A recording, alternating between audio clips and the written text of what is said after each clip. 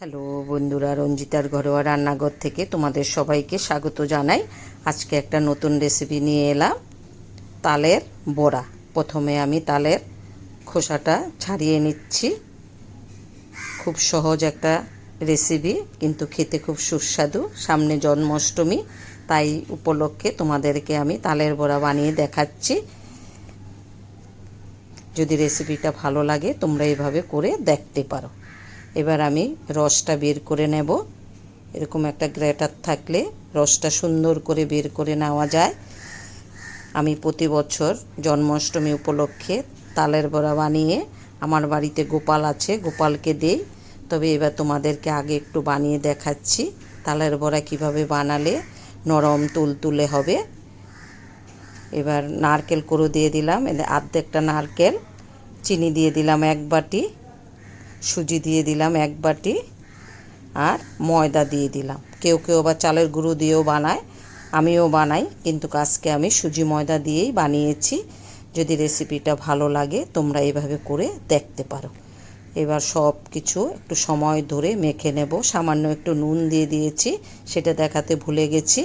এবার আমি ভালো করে ফেটিয়ে নেব। এইভাবে তালের বড়া বানালে নরম তুলতুলে হয়, খেতেও খুব ভালো লাগে। একটা খেলে তোমার আরও অনেকগুলো খেতে ইচ্ছে করবে। এই দেখো, এইভাবে আমি সময় ধরে ভালো করে ফেটিয়ে নিলাম। এবার কড়াতে আমি সাদা তেল বসিয়ে দিচ্ছি। তেলটা গরম হওয়া পর্যন্ত অপেক্ষা করছি। গরম হয়ে গেছে। এবার ছোট ছোট করে বড়াগুলো আমি ভেজে নেব।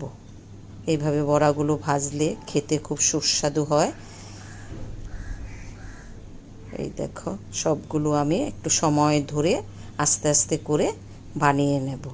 যদি রেসিপিটা ভালো লাগে তোমাদের বন্ধুদের সঙ্গে শেয়ার করে দিও। এবার আমি একটু উল্টে দিচ্ছি।